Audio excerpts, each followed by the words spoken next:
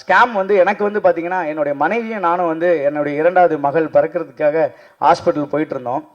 அப்போ ஹாஸ்பிட்டலுக்கு வந்து பணம் கட்டுறதுக்கு வந்து நான் வந்து அக்கௌண்ட்டில் 27,000 ரூபா வச்சுருந்தேன். அப்போது வந்து போனோன்னே 25,000 கட்ட சொல்லிட்டாங்க. நான் அந்த நம்பிக்கையில் போயிட்டே இருக்கிறோம்.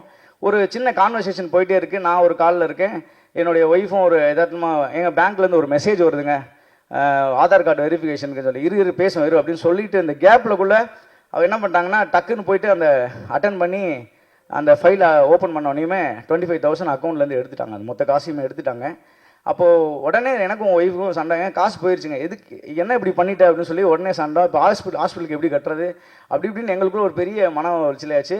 என் ஒய்ஃப் பயங்கரமாக அழ ஆரம்பிச்சிட்டாங்க. காசு போயிடுச்சு, இப்போ எப்படின்னா நிற மாதத்தில் இருக்கிற நேரம் அங்கே ஹாஸ்பிட்டலுக்கு போகிற வழியிலேயே. அப்போ உடனே என்னாச்சுன்னா ரொம்ப ஃபீல் ஆயிடுச்சு.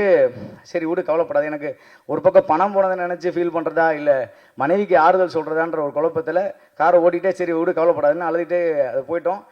அப்புறம் போலீஸ் கம்ப்ளைண்ட் கொடுக்குறோம். அவங்க வந்து இது போயிடுச்சா பார்க்கலான்னு சொல்லி அதுக்கப்புறம் அந்த அந்த நினைவே நம்ம போனதே மறக்கிற அளவுக்கு ஆயிடுச்சு. ஆனால் அடுத்த ஒரு 2 நாளில் இது சொல்லாமான்னு தெரியல, நம்முடைய மாண்புமிகு அமைச்சர் அப்போ வந்து தயாநிதி மாறன் ஐயா வந்து பேங்க்கில் 1,00,000 ரூபா போயிடுச்சு. அவர் பேப்பரில் தான் நியூஸ் பார்த்தேன், எங்களுக்கு தெரியாது. ஆனால் அடுத்த 24 மணி நேரத்துக்குள்ளே அவருக்கு பணம் ரிட்டன் அக்கௌண்ட்டில் போயிடுச்சு.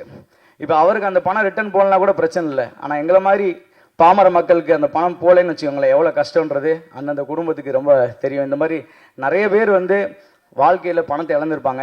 ஏன்னா முக்கியமாக செய்தியாக சொல்ல வேண்டிய ஒரே ஒரு விஷயம் என்னென்னா, எல்லாருக்கும் நீங்கள் வாட்ஸ்அப்பு டெக்னாலஜி ரொம்ப முக்கியமாக இருக்குது. ஸோ உங்களோட வாட்ஸ்அப்பில் ஏபிகே ஃபைல்னு ஒன்று வருது அடிக்கடி. இவங்க எல்லாமே இந்த ஃப்ராடு பண்ணுற நாதாரிக்கு ஃபுல்லாக அப்படி தான் இருக்காங்க. அதனால் தயவு செய்து நம்ம என்ன சுச்சுவேஷனில் இருக்கிறோன்னு தெரியாது, எல்லாரும் கொஞ்சம் கவனமோடு இருப்போம். அதுவும் சொந்த பந்தங்களே ஏற்கனவே இருக்கிற நண்பர்களே கால் பண்ணுற மாதிரிலாம் வந்து வருது. அதனால் எல்லாருமே பணம் விஷயத்தை பொறுத்தளவு இல்லை அவங்க சொந்த புகைப்படத்தை பகிரும்போதாக இருக்கட்டும், எதுவாக இருந்தாலும் கொஞ்சம் கவனத்தோடு இருங்க.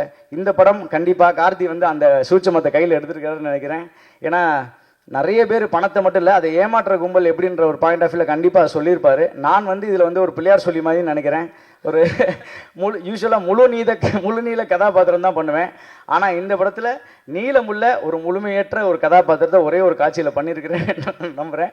ஸோ என்னால் முடிஞ்ச ஒரு சப்போர்ட் இந்த படத்துக்கு நான் கொடுத்துருக்கிறேன்னு நான் நம்புகிறேன். இந்த வாய்ப்புக்கு நன்றி கார்த்திக். உங்களுடைய டீம் எல்லாருக்கும் தொடர்ந்து வெற்றி அடையணும், நீங்கள் பெரிய லெவலில் வரணும், நல்ல இன்னும் நீங்கள் பெரிய ஆள் ஆகி உங்களோட ஃப்ரெண்ட்ஸ்லாம் நான் பார்ப்பேன் நீங்கள் எவ்வளோ தூரம் குரூப்பில் கான்வர்சேஷன் பண்ணிகிட்ருக்கீங்கன்னு.